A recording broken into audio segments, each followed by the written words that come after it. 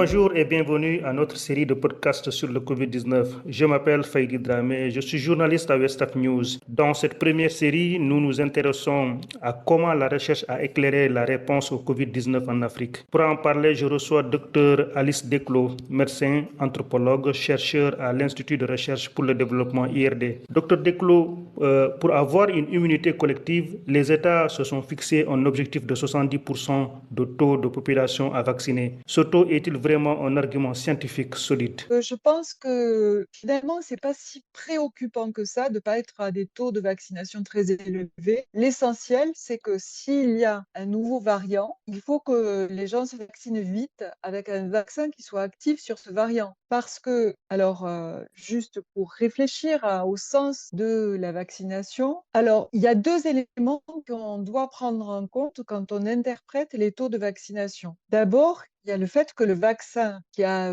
longtemps été utilisé en Afrique, c'est le vaccin qui protège contre la souche initiale de Wuhan. Or, maintenant, on a ce qui est dominant dans la pandémie en général, c'est des variants. Donc, on a besoin de vaccins qui incluent aussi la protection contre les variants. C'est ce qu'on appelle les bivalents, parce qu'ils sont valables contre la souche Wuhan et aussi contre le variant. Donc, ça ne sert pas à grand-chose d'avoir 80% de population vaccinée si c'est avec du monovariant initial. C'est ce point 1. Ensuite, point 2, c'est qu'il y a eu en Afrique beaucoup de gens qui ont fait la maladie et qui ont, sans forcément le savoir, c'est-à-dire qu'ils ont eu des symptômes très légers, ou alors ils ont été en contact avec le virus et leur système immunitaire est suffisamment fort pour qu'il n'ait eu pas de symptômes. Donc on détecte cette capacité en mesurant les anticorps. Donc c'est les taux, c'est ce qu'on appelle les sérologies. Et on sait, alors je ne sais pas exactement les chiffres au Sénégal, mais on sait qu'en Afrique, on a en gros 70 à 80% de la population qui a une sérologie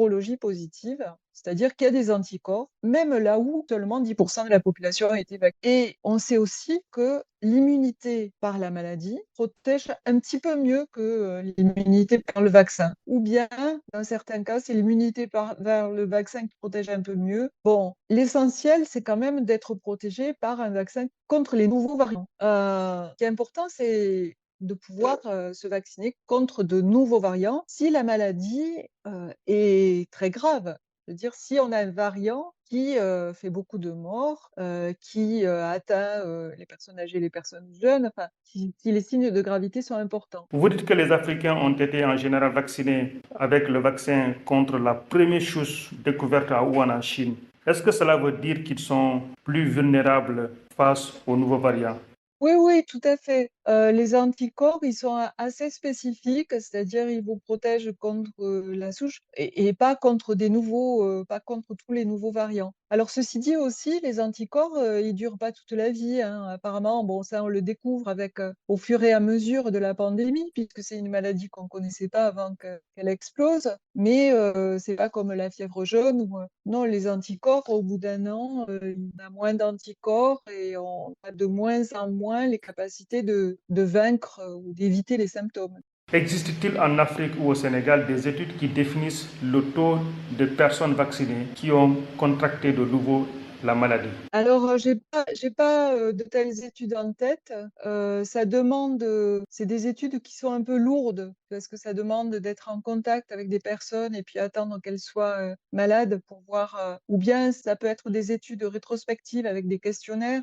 Mais j'ai pas, peut-être en Afrique du Sud, mais désolée, j'ai pas d'études de résultats en tête à vous citer. Peut-on douter de l'efficacité des vaccins disponibles actuellement en Afrique? Oui, ben alors, oui, on peut toujours douter, enfin le doute, c'est une manière où la pensée critique, c'est plutôt positif. Après penser qu'on est protégé, parce qu'on a été vacciné il y a 2 ans, ben non. On n'est pas, totalement protégé par un vaccin, alors, selon la gravité, bon, vous voyez comment ça se passe dans les pays développés, il y a aussi faut prendre en compte aussi, les coûts.